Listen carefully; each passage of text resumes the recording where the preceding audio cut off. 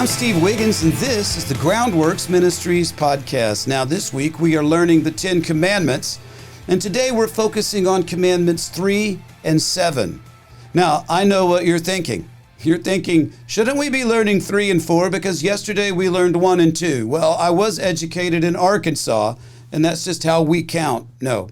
Actually, I teach 3 and 7 together because they are closely alike. They both deal with infidelity or adultery.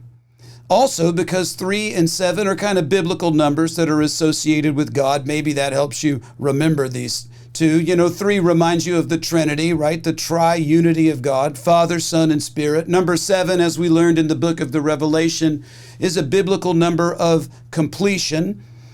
That being said, really the third commandment deals with spiritual infidelity. While the seventh deals with relational, interpersonal infidelity. Now, the third commandment, here we go. You say, how does the third commandment deal with infidelity? Well, first you hold up 3, right? This is number 3. This is number 3. So, like a W for Wiggins. So say to yourself, do not take the Lord's name in vain. Commandment number 3, do not take the Lord's name in vain. Now consider this. Exodus chapter 20, verse 7. Do not take the name of the Lord your God in vain, for the Lord your God will not hold him guiltless who takes his name in vain. Now remember how the Bible says that Jesus is the bridegroom and we, the church, are the bride?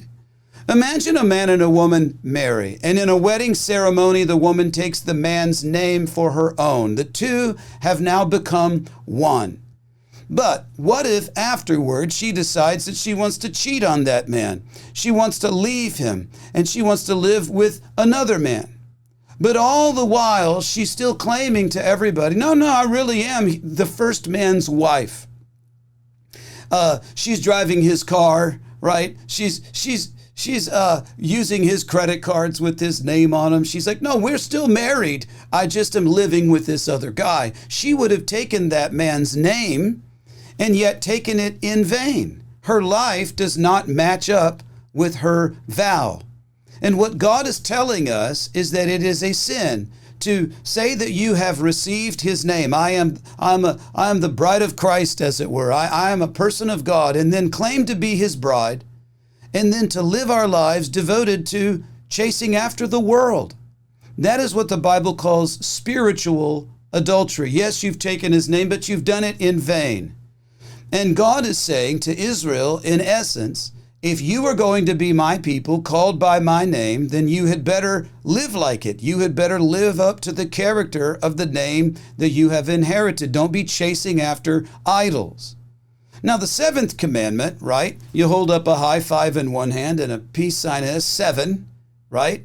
The seventh commandment, say to yourself, do not commit adultery. So the third commandment was, right? Do not receive the Lord's name in vain. To do so would be spiritual adultery. But the third one is don't commit adultery.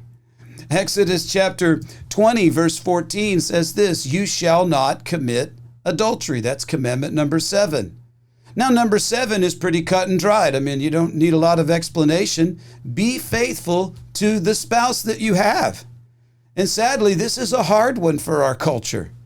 Again, just as commandment number 3 dealt with spiritual infidelity, number 7 deals with relational or interpersonal infidelity, people to people, not just people to the Lord.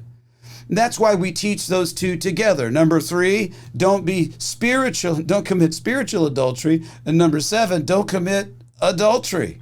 So let's review for ourselves, okay? So commandment number 1, the easiest one, do you remember? There's only one Lord, right? There's only one God. Don't have any other gods before me. Number 2, don't make any more. Number 3, do not receive the Lord's name in vain. And then, of course, number 7, don't commit adultery. I'm Steve Wiggins, and this is the Groundworks Ministries podcast.